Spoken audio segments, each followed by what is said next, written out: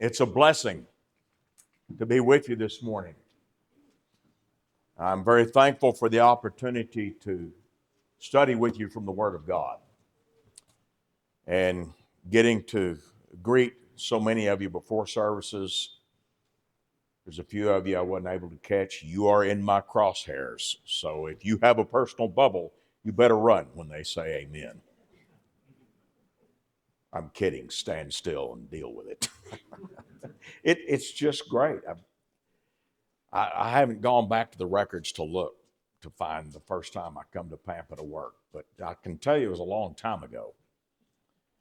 And the relationships are so special and so dear, and it feels so wonderful to be with you again. Thank you for the warmth of your love, and you're welcome. We're going to study today about the consequences of sin, and this is a study of sin's destructive power, you may see on the screen. The nature of the study is inevitably dark to a degree because it has as its aim the goal of helping us understand the importance of being afraid of sin's consequence. I don't mean a fear that questions the power that God has to save or that questions the fullness of His forgiveness or anything like that. I'm talking about the physical, earthly consequence of sin and us understanding its destructive power in order to help build in our hearts a strengthened motivation to avoid sin. In the hour of temptation, in the hour of trial, we need every weapon we can get our hands on, don't we? We need every motivation, every pure and righteous thought, every correct perspective, everything like that. We need as much as we can get because of the frailty of our flesh and the nature of our struggle. And in this study, we are going to revisit the story of David, King David of old, about 1000 BC. Because though his life was so long ago and so far away, it's really not that different from our own lives in the sense of what sin did to bring destruction into his life. But at the same time, we find a careful reminder of the magnificent and boundless grace of God that surrounded him and ultimately rescued him. So from the gloom of the consequences of sin arises a message of hope. Please stay with me. We'll get there before the study's end. But to understand the magnitude of our salvation, we must understand the magnitude of our need for it. And our need for salvation is seen in the magnitude of how much sin destroys now in this life. For in that we see but a faint, shadowy picture of its eternal destruction that is wrought upon the lost that are forever separated from God after the judgment. So with those introductory remarks in mind, I invite your attention to the study of the hour. Proverbs 13 and 15 says, "Good understanding gains favor, but the way of the unfaithful is hard." Life is harder when you give your heart over to sin, and sin brings difficulty in life. He put it this way in Psalms 107 and 17 when he said, "Fools, because of their transgression and because of their iniquities, are afflicted." This is not to say that every problem we have in life is there because we've done some sin that's triggered that problem. Please do not conclude that. Okay, that is not correct. Sometimes we suffer for other reasons. Sometimes problems happen for other reasons. But this does say that sin brings problems. And when we give our hearts over to sin, other problems will follow in consequence of those actions. You know, we understand because we are concerned that in our culture, culturally wide, that we're kind of losing the handle on the idea of personal accountability and consequences of your actions, and you're responsible for your choices, and you're responsible when you reap the consequences of your choices. Those are some values we fear that is lost in the modern world, and frankly, those are values that humanity has always struggled to hold on to, Because at the end of the day, it demands that I accept responsibility for what I choose to do. There's a lot in life that you cannot control. Things that other people do, natural disasters, and on we can go. There are many things that are outside your control, but there is one thing and one thing only that you can control in life. Please listen carefully. It is the choices that you make. That's all you can control. Think about it. So as you think about that, think about the choices that we make and the impact that they can have, and let's embrace the part of our problem that we can take responsibility for. Because the things that happen that are outside our control, I can't take responsibility for it any more than I can change it or control it. But I can take responsibility for my own choices. And you can too. And we'd better. Because if we don't own those, God will assign them to us on that great and final day. So looking at David's story, which a portion of which was read in your hearing earlier, we find a very difficult part of the story of David's life to read and to hear. We can't stand it when a hero falls, and this is what happens. David was a hero of faith, a man of God, and all the great things we could spend all day talking about. But here he came to a moment of weakness when he arose from his bed and walked on the roof of the king's house, and from the roof he saw a woman bathing. The woman was very beautiful to behold, so David sent and inquired about the woman. And someone said, "Is not this Bathsheba, the daughter of Eliam, the wife of Uriah the Hittite?" Then David sent messengers and took her, and she came to him, and he lay with her, for she was cleansed from her impurity, and she returned to her house. An ugly episode, a dark hour in David's life. Very foolish and very costly choices that he made. But let's look at more to the story, because there's much more to the story. Think about Proverbs 15 and 27. He says, "He who is greedy for gain troubles his own house, but he who hates bribes will live." Now, if I was sitting in your seat, I'd be saying, what in the world is he doing reading a passage about greed in connection with David's life? So if you're wondering that, I'm with you. But follow me on this for a moment. Greed, covetousness. Very often when we think of greed or covetousness, we think of someone being greedy for money. That's what this proverb specifically has in view. But a person may covet other things besides money. For example, in the Ten Commandments, you'll find a prohibition of covetousness that includes coveting your neighbor's wife. Now we found David's greed. It wasn't for another gold coin. It was for that beautiful woman that he very unwisely continued to gaze at. He had greed for her, or coveted her, his neighbor's wife. Now, what does this passage warn us about the nature of greed? I know it's talking specifically about greed for gain and dealing with people taking bribes and things like that. I understand that. But we also understand there are other kinds of greed. And so what does this warn us about greed? Well, it can trouble your family. It can trouble your own house. That is precisely what happened to David. In a foolish moment, he gave way to greed in his heart, covetousness for his neighbor's wife. And that wrought its destructive power, just as Solomon's son later wrote in the book of Proverbs that it would. Makes you wonder if Solomon thought about Dad when he penned that one. Think about that. And understand that the people writing these under the Spirit's direction were people that lived the pain of some of the truths that they taught. And David lived an awful pain that was brought about by his greed troubling his family. Consider the trouble that his covetousness for his neighbor's wife brought to him. In 2 Samuel 12 and verse 13, we're in the part of the story where Nathan the prophet comes to David and says, "Hey, you've got a problem." And he talks to him about his adultery with Bathsheba. And in that discussion, David said to Nathan, "I have sinned against the Lord." And Nathan said to David, "The Lord also has put away your sin. You shall not die." The boundless, far-reaching shores of God's mercy. It's unfathomable. It's like standing at the bay and looking out over the ocean. You can't see the end of it. It goes beyond what eyesight will bring in. That's God's mercy. What David did was awful. Maybe what you and I have done is awful too. But don't forget the magnificence of God's mercy, and that our sin cannot outreach the far expanse of His mercy.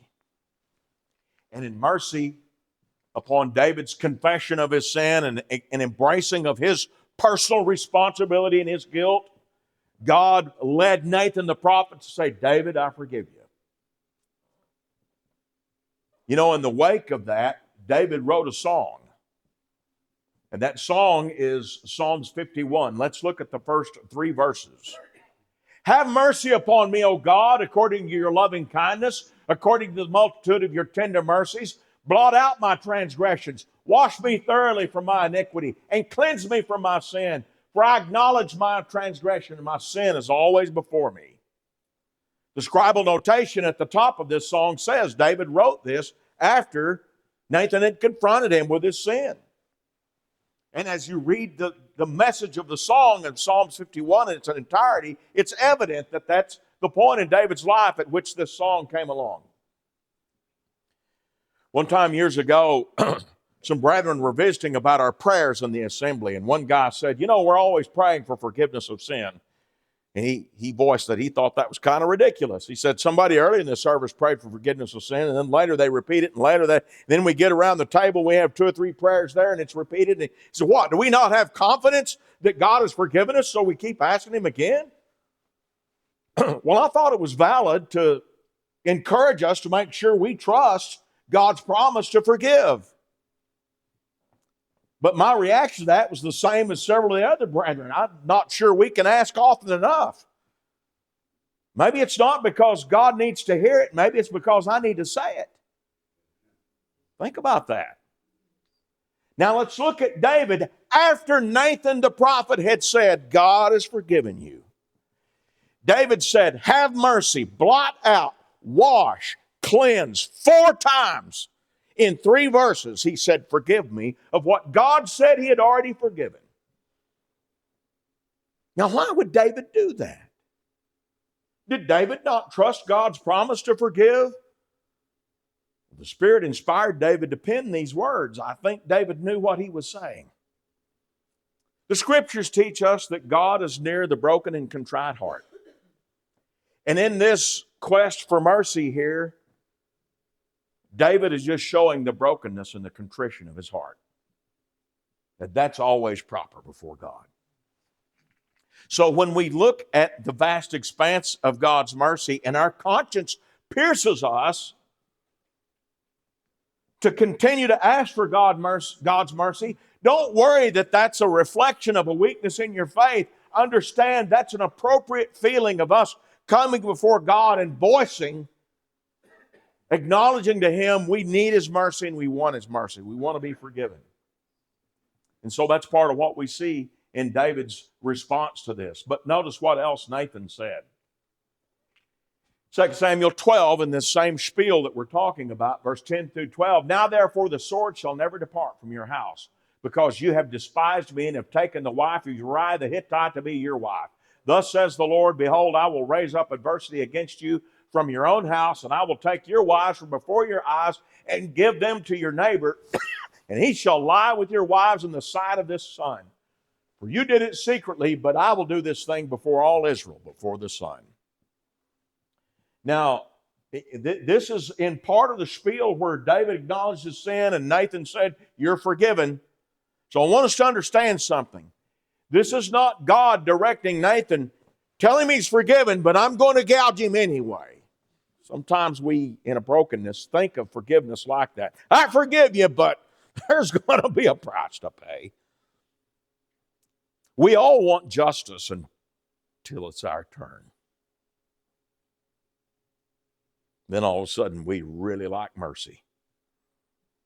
So let's kind of back up and think.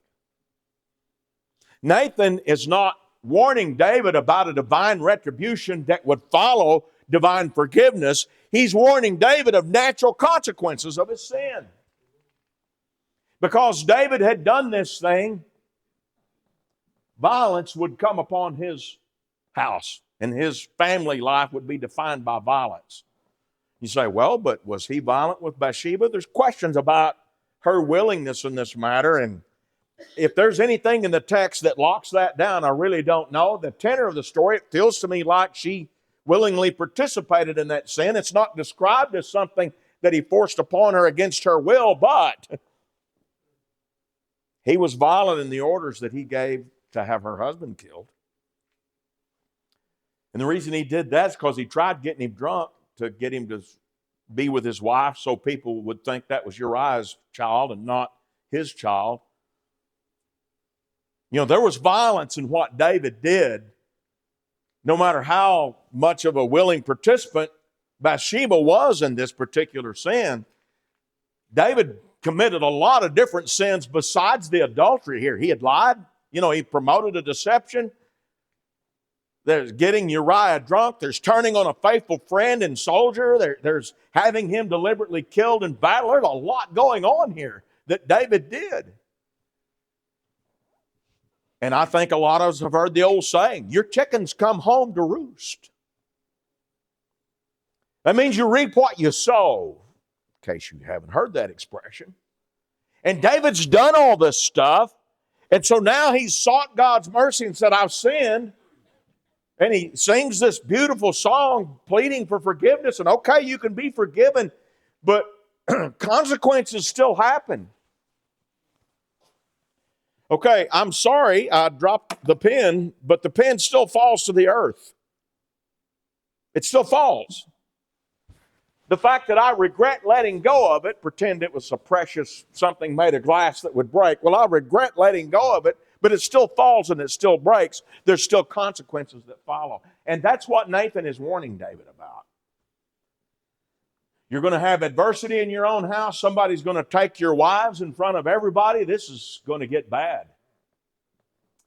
And oh, by the way, Bathsheba became with child, and she bore that child. And after telling David he was forgiven, he said, however, because by this deed you have given great occasion to the enemies of the Lord to blaspheme, the child also who is born to you shall surely die. The baby's got to die, David. Your child, your son. Again, this is not God saying, all right, I forgive you, but I'm going to gouge you a little. There's still a price to pay. That's not what's happening. What's happening is because of, the great King David, who was the forerunner of the Messiah, and the Davidic promise by this time had been made, and that was a promise to bring Israel's Redeemer into the world through the Davidic line. There's all this holy attention drawn to the household of David. God had put a lot of eggs in that basket. And now David comes along and commits adultery, and there's a child, and there's an ugly story, and you can imagine the tongues wagging. Imagine a child growing up in the misery of being that child and the one that's always whispered about. Maybe some of you have experienced things similar to that. I don't know.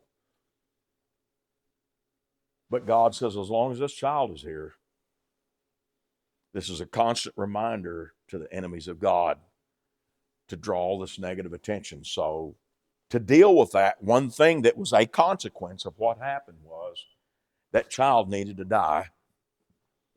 If you can think of it this way, it's kind of hard, but this child was rescued from being at the center of a very terrible story and at the end of a lot of tongue wagging, okay? A lot of blasphemy.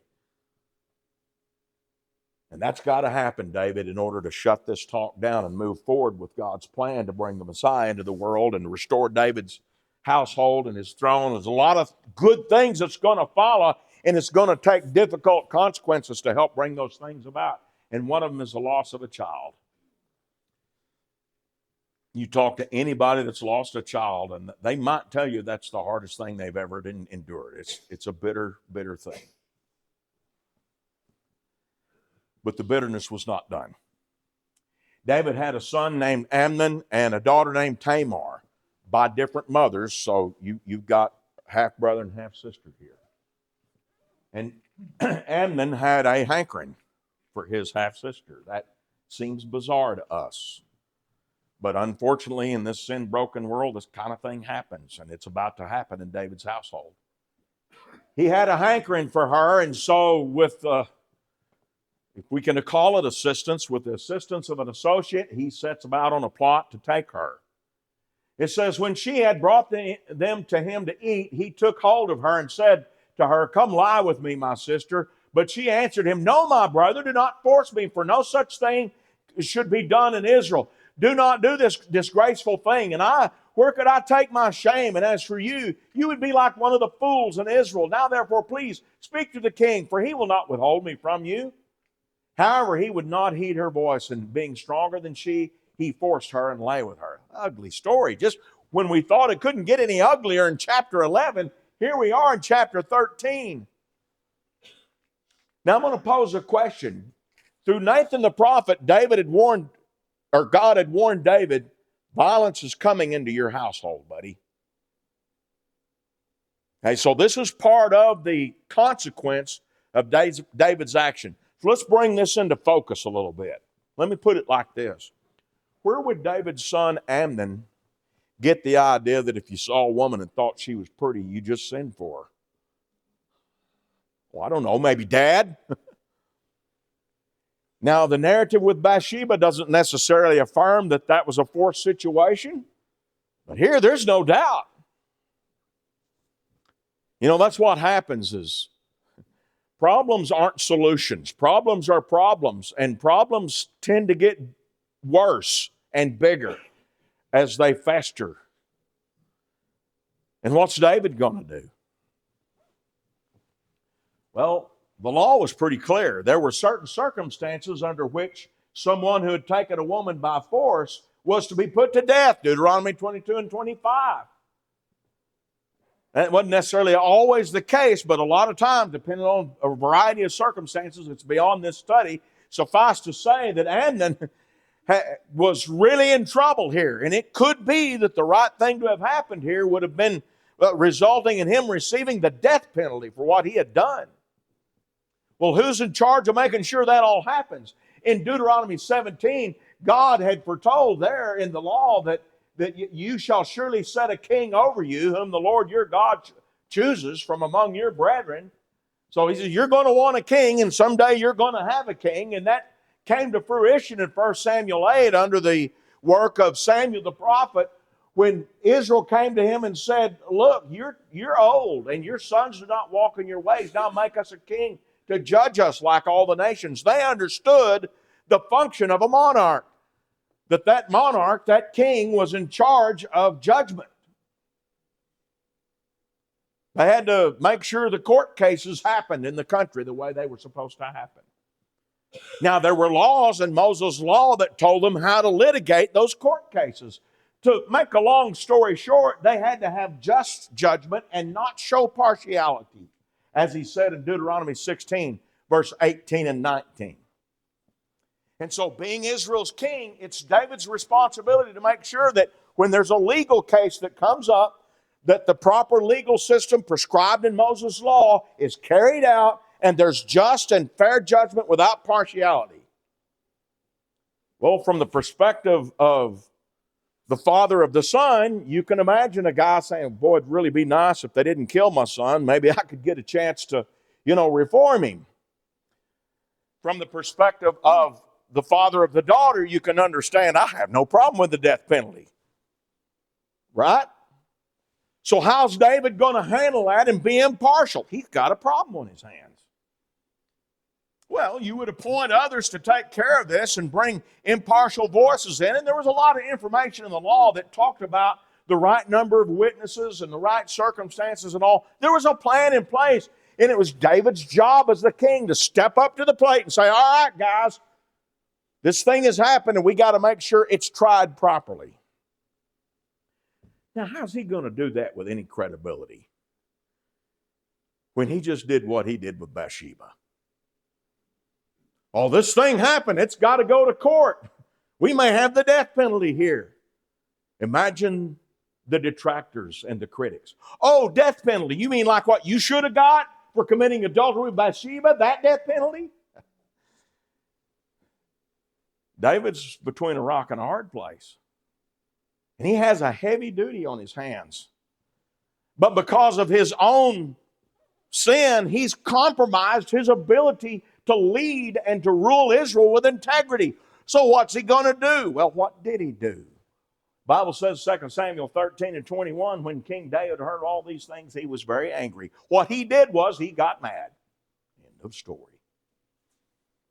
Justice was not done. Whether Amnon needed to be put to death or some other penalty or whatever needed to happen, he didn't even start it. And how could he? With the story of Bathsheba so fresh on his heels. Sin's consequence is really beginning to take shape. But it's not done. David had another son named Absalom, who would have been Tamar's full brother, and he was not impressed with what his half-brother had done. So Absalom spoke to his brother Amnon, neither good nor bad, for Absalom hated Amnon because he had forced his sister Tamar. Skipping from 2 Samuel 13 now to verse 28. Now Absalom had commanded his servants, saying, watch now, when Amnon's heart is merry with wine, and when I say to you, strike Amnon, then kill him. Do not be afraid. Have I not commanded you? Be courageous and valiant. So the servants of Absalom did so to Amnon, as Absalom had commanded. Then all the king's sons arose. Each one got on his mule and fled. I bet they did. Because they see one of David's sons exacting revenge, and they're wondering how wide that sword's going to cut. This is a bad scene. Absalom calls a feast. Let's get all the family together. We do that this time of year, don't we? Only it wasn't such a holly jolly deal going on here. Absalom's got revenge on his heart. Oh, Dad's not going to carry out justice? Well, I have no problem with that. I'll just take care of that myself. It's all fun and games until it's your turn to receive justice. And Absalom's chickens will come home to roost soon enough. But before we get to that point, just see what a mess David's family is in. Now, has greed troubled his household? Did coveting his neighbor's wife cause problems in his family? Does sin have an awful consequence even when you're forgiven? I just want to tell you guys, I'm going to be authentic with you here. I'm afraid. I'm afraid of the mistakes that I've made. When's that dog going to sneak up and bite me? I'd love to tell you I'm a superhero that's never made mistakes, but Mama whipped me for lying, so I can't tell you that. And that ain't true about you either. So when we're facing that hour of temptation, let's soberly stop and think about sin's consequence. Absalom is on a tear, and he's not done. He saw a hole in his daddy's justice system, so he thought, well, I can take that throne and do a better job with it. So a couple of chapters later, in 2 Samuel 15, it says Absalom would rise early and stand beside the way to the gate. And so it was whenever anyone had a lawsuit, came to the king for a decision, that Absalom would call to him and say, what city are you from? And he would say, your servant's from such and such tribe of Israel. Then Absalom would say to him, look, your case is good and right, but there's no deputy of the king to hear you. Moreover, Absalom would say, oh, that I were made judge in the land, and everyone who had any suit or case would come to me, then I would give him justice. Sound a lot like a politician, doesn't it? And that's what he's doing. He's politicking. He found a hole in his daddy's rule, and the hole was the court system. And that's the hole he crawled through to try to take that throne from his dad. And why was there a hole in the court system? Because in 2 Samuel chapter 11, David had lost a lot of credibility in his ability to carry out that court system the way it was supposed to. It was just a natural consequence of his sin. You know, we can say whatever we ought to say about what David should have been doing, but at the end of the day, he had tied his own hands. And he's got a son that's using that as an opportunity to try to take the throne. And his rebellion against his dad continued to gain momentum. In 2 Samuel 15, verse 10, now Absalom sent spies throughout all the tribes of Israel, saying, as soon as you hear the sound of the trumpet, then you shall say, Absalom reigns in Hebron. And when Absalom went 200 men invited from Jerusalem, and they went along innocently and did not know anything. Then Absalom sent for Ahithophel the Gilonite, David's counselor from his city, from Gilo, while he offered sacrifices, and the conspiracy grew strong, for the people with Absalom continually increased in number. So Absalom's getting a lot of traction here. As he started out with a little hole in the justice system, it's growing. And now he has recruited Ahithophel, David's chief advisor. Now, how in the world could Absalom talk Ahithophel into joining his rebellion? Ahithophel was an extraordinarily wise man. Scripture's narrative speaks of his wisdom and says when he spoke, it was like God spoke. I mean, he had an uncanny ability for getting it right in the advice that he gave.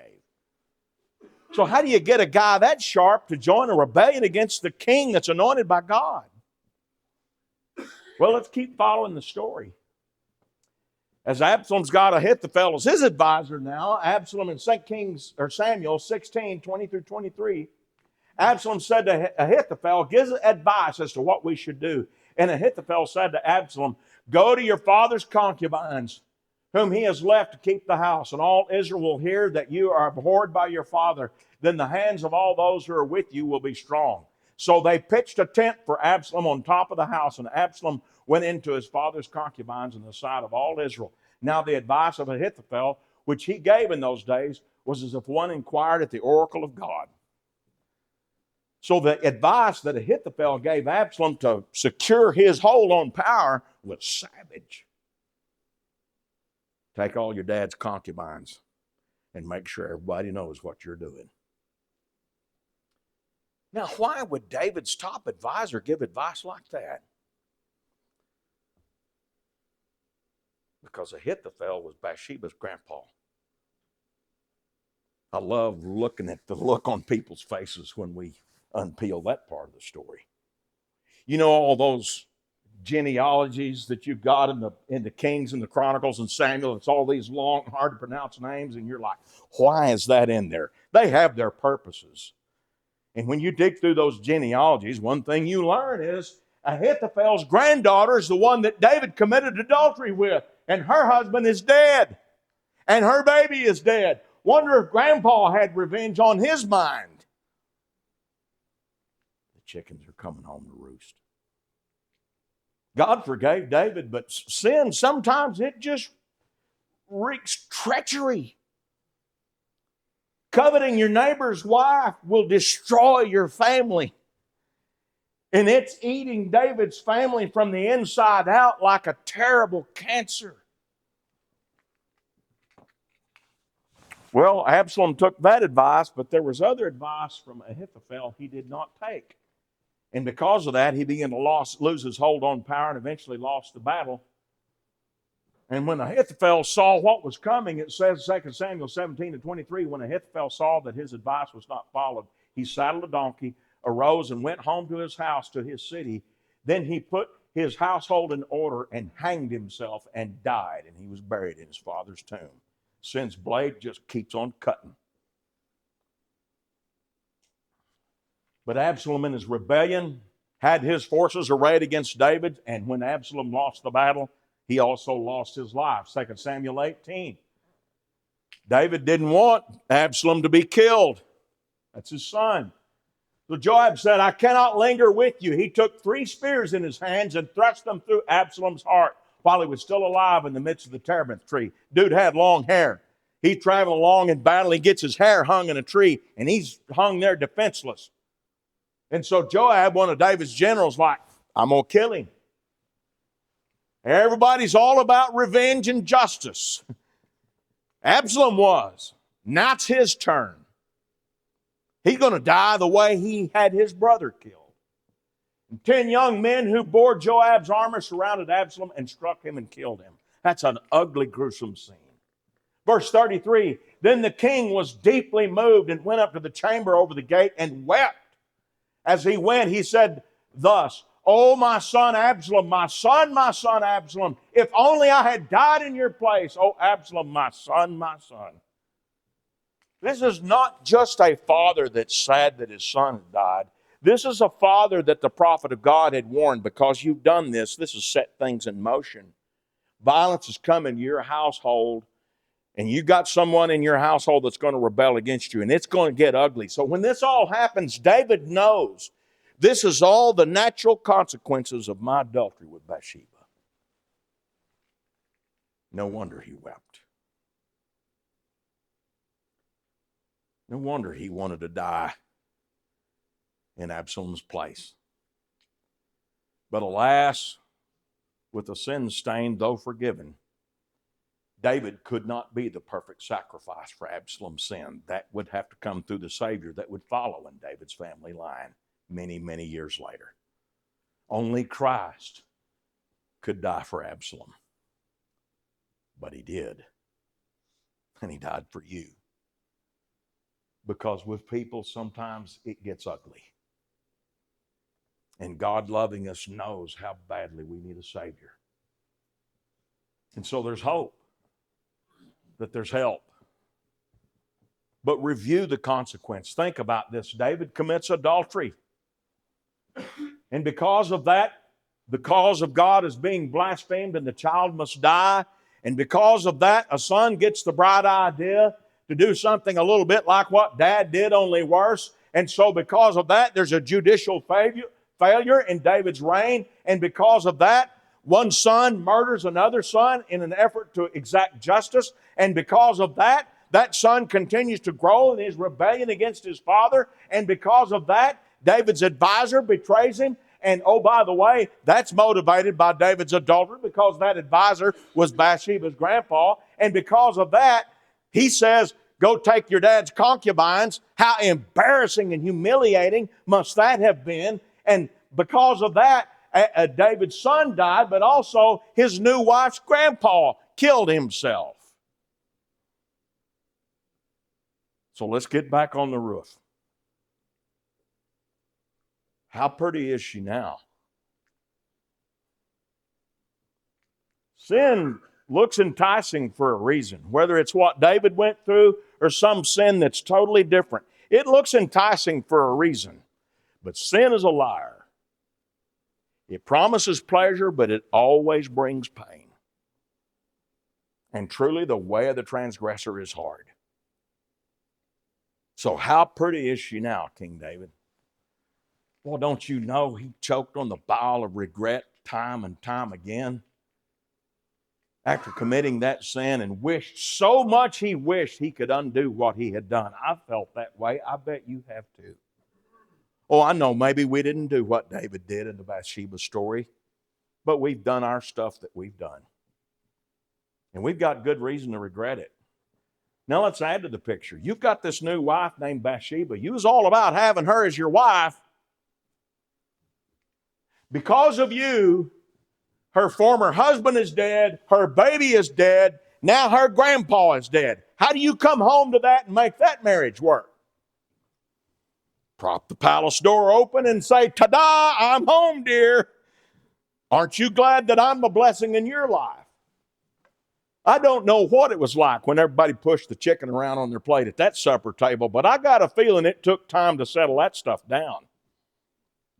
Sin is the terror that just keeps destroying and keeps destroying. But there's hope.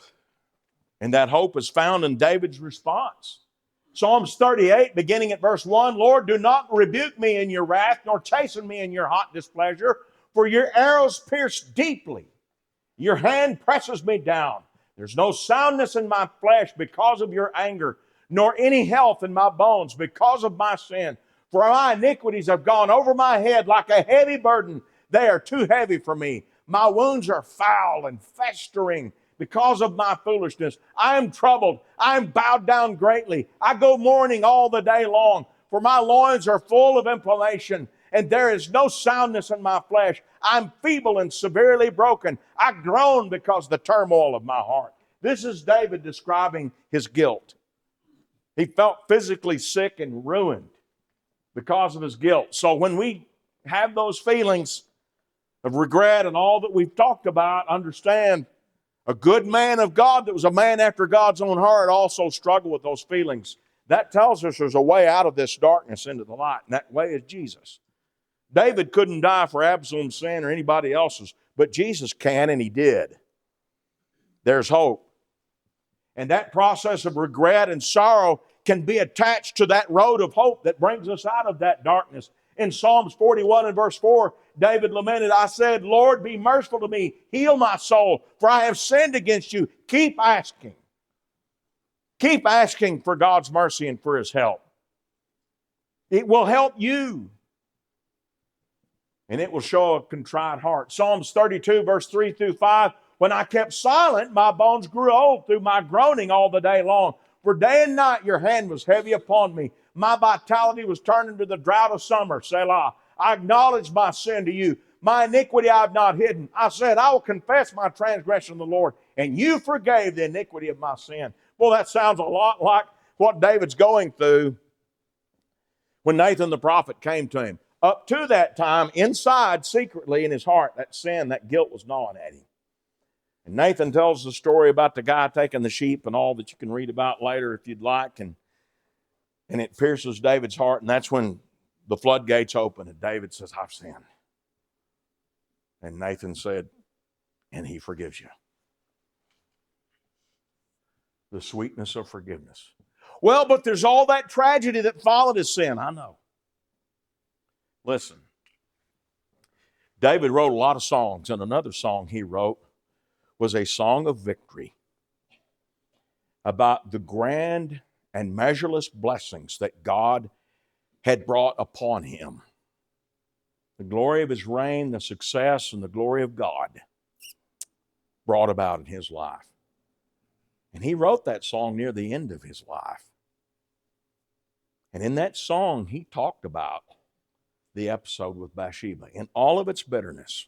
But I want you to notice what he said. That song is in Psalms 18. You may want to read it later in the entire chapter. The pangs of death surrounded me.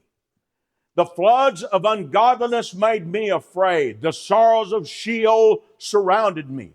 The snares of death confronted me.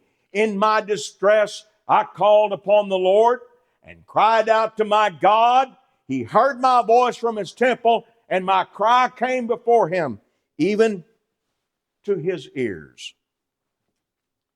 David, talking about the situation with Bathsheba and all the folly that followed, in my distress, I cried to the Lord. What did he do? He just kept praying. And he kept asking for mercy. I know he repented. He confessed. He straightened his path. Okay, he resumed following God. And as sin's treachery continued to unfold like a series of dominoes falling, David just kept praying for the Lord's mercy. And you know what? As time went by, things settled down. God heard his voice. And God eased the pain, like only God can. At this low point in the story, the very belly of hell surrounded David. He felt low. But eventually, it was the mercy of the Lord that surrounded him. In Psalms 32 and verse 10, many sorrows shall be to the wicked, but he who trusts in the Lord, mercy shall surround him. Friends, this is not marginal forgiveness. This is not, okay, I guess, but you're going to suffer. This is, the slate is clean. The debt is paid. The consequences have long silenced themselves in sad history. And today, a new dawn, an eternal dawn, breaks on the great King's horizon. For he is at rest with God. And he is fully forgiven. Because he who could not die to reckon the debt of sin fathered the family line that ushered into the world the Son of God who could. You may have regrets for mistakes you've made. You are not alone. I can assure you. As you contemplate the people here that you look up to the most, I tell you, everybody's got a story that involves their mistakes that they regret. And we found a Savior And in Him there is relief. And you don't have to be encompassed by the sorrows of hell. You can be encompassed by the mercies of God and rest peacefully in that future hope that someday it's all going to die down and it's all going to be all right. It may take a while, but by patient perseverance, David found that day. And you can too. If you're not a Christian today, the first step to finding that day is becoming a child of God. If you're not a Christian, we'd love to assist you in that. If you are a Christian and you need the church to pray for you, to pray for God's mercy for you, to help you, we are ready to assist you in that. If we can help you in either way, please come. Have a seat on the front while we stand and while we sing.